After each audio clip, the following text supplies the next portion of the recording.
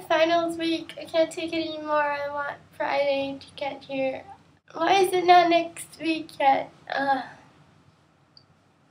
My throat is... I'm sorry. I just can't imagine myself in a parallel universe in which I am in next week. And I'm so jealous of that me in the other dimension. The dates for VidCon were released. They're actually going to be on my birthday, and I really wanted to go, but my mom said no.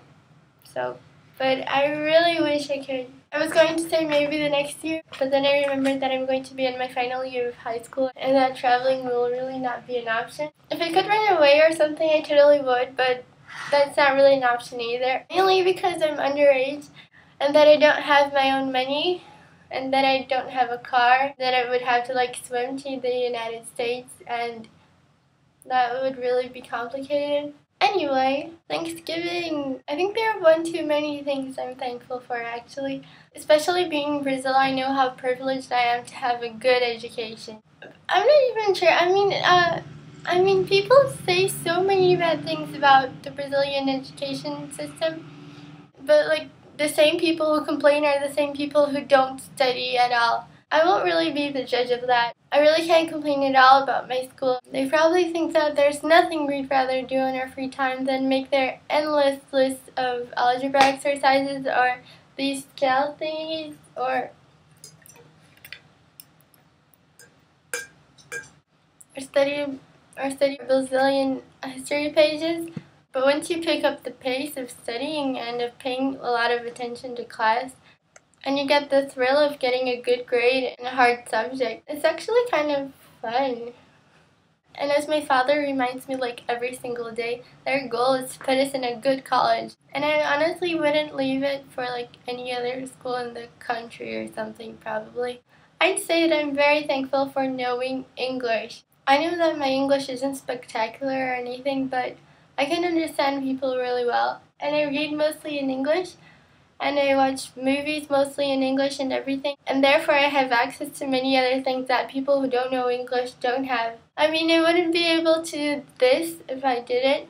I tend to get a little mad at people who don't speak English right and think that it's the world's duty to translate things for them. I sent a video of John Green to my friend the other day, and he was like, "What? This guy speaks too fast and no one puts a damn subtitle and blah blah blah." I honestly couldn't imagine how my life would be if I had to be stuck with Portuguese.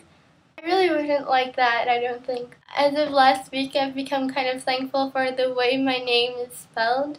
There are certain things that you only want to do when you have a lot of things to study. I just get a lot more curious. And last week someone misspelled my name, A-N-N-A instead of A-N-A, which is a common mistake. But especially when I'm talking to foreign people, when I say my name is Anna, they spell my name with double N. And I was like, I should have a reason to like my name being spelled A-N-A instead of A-N-N-A and be proud of it and say, no, I'd rather have my name misspelled all the time. And by that I mean, beside the fact that people shorten anorexia to Anna on the internet. Oh, internet. So I basically just typed A-N-A on Wikipedia. I didn't expect something really important, and what I'm going to say is going to sound kind of dumb, I think. I found out that there is a Spanish aristocrat called Ana de Mendoza, I don't know how to pronounce her name, who was the Princess of Italy. And let me tell you, as far as aristocrats go, I thought that she was awesome. She had to marry this guy named Rui when she was 12 years old, and she had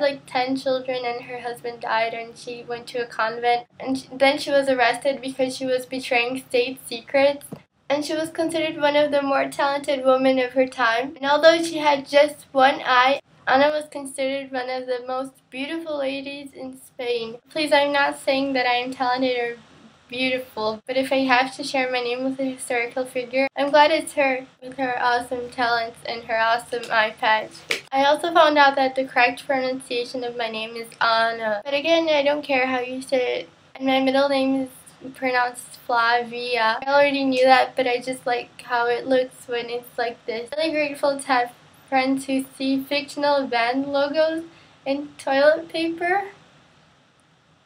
Last thing, I was rereading my history book to study, And it says here that in the Roman heyday, having slaves was really necessary. It didn't matter the position you were in. It didn't even matter how many lands you owned. If you had 10,000 slaves and threw a billion parties to show the people that you have the slaves, it'd be hot shit. If you'd go to court and you take a lot of slaves, you would show power, consequences of that. And being the owner of the slave, you could prostitute it, you could torture it, you could nurture it. So they really lived in brutal existence. But there were some slaves who were mathematicians or doctors or philosophers, and they ended up gaining the trust of their owners. They were given advantages that could extend to a certain amount of payment to somewhat of a freedom. They would adopt the surname of their owners, and they could do basically anything a free man could do, except testify against their previous owners in court. Only their grandchildren would be legitimately free.